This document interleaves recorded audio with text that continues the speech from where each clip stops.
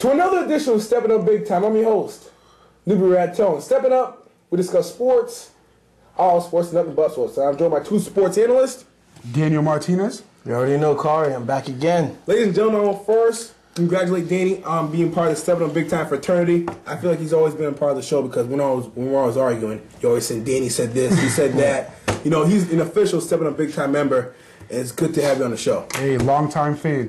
Glad to be on here for your 40th episode. Yeah, no, it's awesome. 40th episode, and we're going to move on to 50 and more to come. Anyway, we'll talk about the NBA. NBA is hot right now, especially the Western Conference. So it.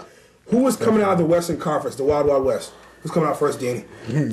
This is one of the toughest questions I've ever heard. Yeah, this is tough. This is a great question. And, I mean, the Western Conference, as everybody knows this year, is absolutely stacked. And my pick has got to be the LA Lakers. Ooh. After the acquisitions that they've made late during the season and the way that their leaders playing and the way that their supporting cast is playing, I don't see how you could not pick them. Can you explain why Dan's wrong? I'm going to explain that Dan's wrong because of this. Your facts aren't solid. Okay. Your facts are just there. Right. They're not solid. You're right. You know what I mean? Yep. First, I'm going to start off. To make it out of the Western Conference, you need somebody who can control the ball. Okay. You need a Derek Fisher. He can't control the ball. No, you need a top point guard. Yeah. You need a point guard who can push it up the floor, who can find the open man, who can run up and down. And number two, you need a dominant big man, but you need someone like a backup secondary big man. Yes, Paul Gasol's there, but can Paul Gasol compete with Carlos Boozer? Can Paul Gasol compete with Tim Duncan? No. Here's the point. Here's the point. Let me tell you what. I don't think they have that strong of a supporting cast. San Antonio, period. Everyone wants to tell you the Lakers got Paul Gasol and Kobe Bryant, one of my favorite players personally. However, I have to think about this realistically, okay?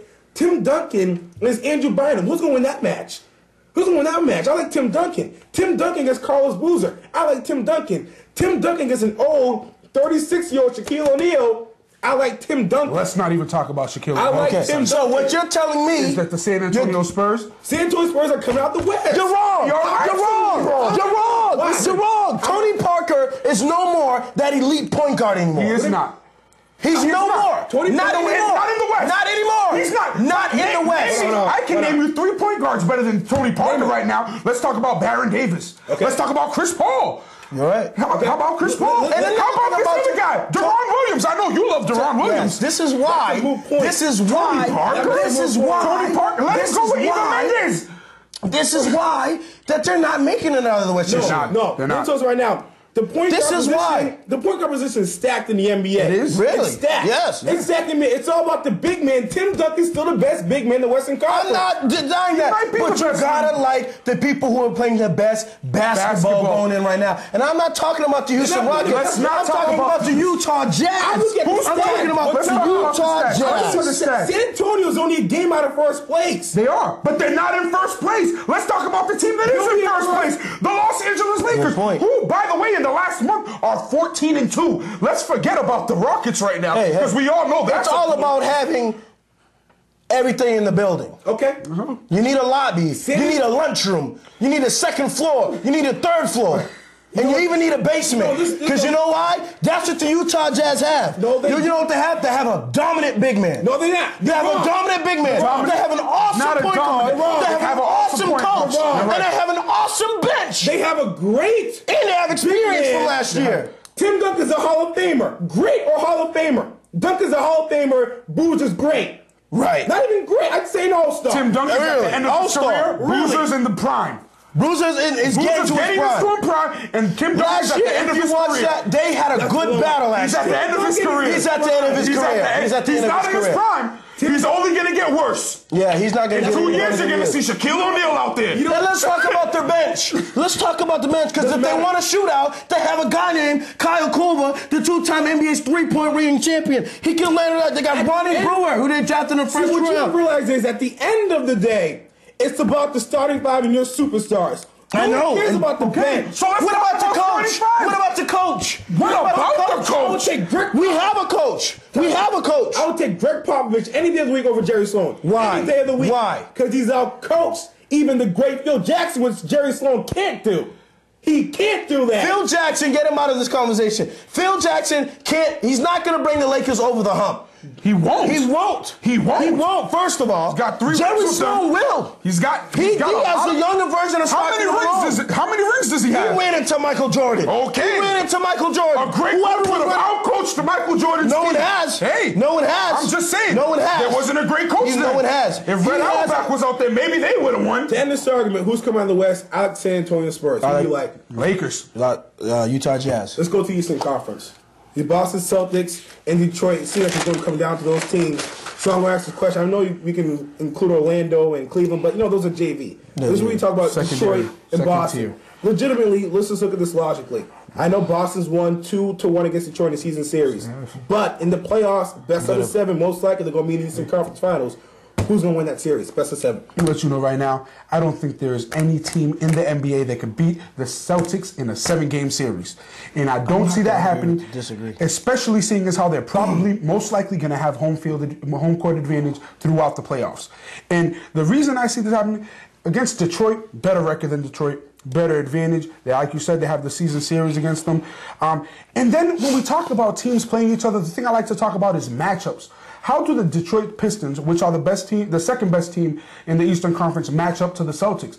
They match up the best out of any team. They do. But do they really match up? Is anybody on their team stopping Kevin Garnett? I don't think so. Is anybody on their team outscoring Paul Pierce on a regular basis? I understand. I don't think so. At the end of the day, our nucleus is much stronger than theirs. They were the juggernaut for a long time, but I think that facade has fallen out. This year, they're not the same team that they've been in the past. You know what? You know what I think that's going to bring them over the hump? And I think personally they're going to beat Detroit in 7 when it happens. I think this is the reason why I have to think this man named Danny Ainge for one reason. Okay. He put a solid lineup together with youth, with experience, with all-stars. Let me finish. Can we make a public apology to Danny Ainge? I apologize. Yeah. Danny Ainge, him. I cussed you out a lot. I and in my room. You made me cry. I'm grown man. You made me cry. You gotta like what he's done with the roster. Because when he was drafting Rondo, when you got the trade for Rondo, they got Allen and Perkins and Glenn Davis and Leonard Powell. I was like, oh, you could have got somebody better in the draft. These guys are playing phenomenal right now. Exactly. And these guys are young, and you combine them with Garnett, Pierce, playoff experience, Allen, put them together, and throw in Sam Cassell to come off and help Rondo. I mean, you got a balance of youth, all-stars, and a balance of veteranship, leadership. Here's what I like about what Danny Ainge has done. Bringing Sam Cassell in, that's a toughness that they need. They need someone to punch you in the face with the referee not looking. Right. They need someone to do that. But what I'm worried about for the Celtics right now, I do think talent-wise on paper they could beat Detroit. Coach. Kevin Garnett. Okay? I've never been so on Kevin Garnett. I've always said Kevin Garnett, with 2 seconds left, he's going to pass it to Rajon Rondo. He's going to pass it to Paul Pierce. I don't like that. He's 7'1". He's 7'1". He can get off any shot he can, and he does not do that. Kevin Garnett, if he's aggressive, it's over. But get in. Where do we start? First of all, when you say a statement like that about one of my favorite players on the Celtics, Kevin Garnett, I have to shut you down. Because Kevin Garnett not only can make the last shot of the game, he has this season. He's won games for us. However, the thing I might say about your statement, on a team where you have Paul Pierce and Ray Allen, Kevin Garnett shouldn't have to take the last shot of the game. I know. You have Ray Allen, one of the greatest shooters in the NBA, and you have Paul Pierce, one of the greatest players in the Celtics history. You got it, not in the Celtics history, but on this team right now and in the past 10 years, he's probably the best player who put on a green uniform. Now, you know what? I'm saying this knowing that Kevin Garnett might be watching. This show Ears and Wall film with their practice.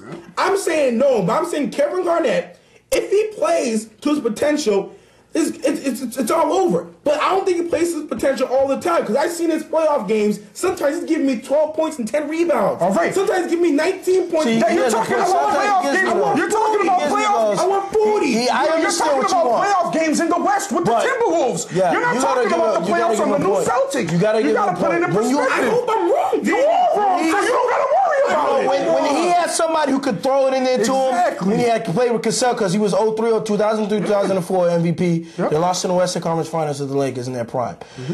When you give him someone who can throw him the ball in there, he doesn't have to create and do all these shots by himself. That's what that's what he can do now. He can relax. He can almost relax and sit back and let the offense develop. Okay. But you got it. He's a great player, and he makes everybody around him better. I just want to see Kevin Garnett in the playoffs to dominate, because this guy... He's dominated all season. I don't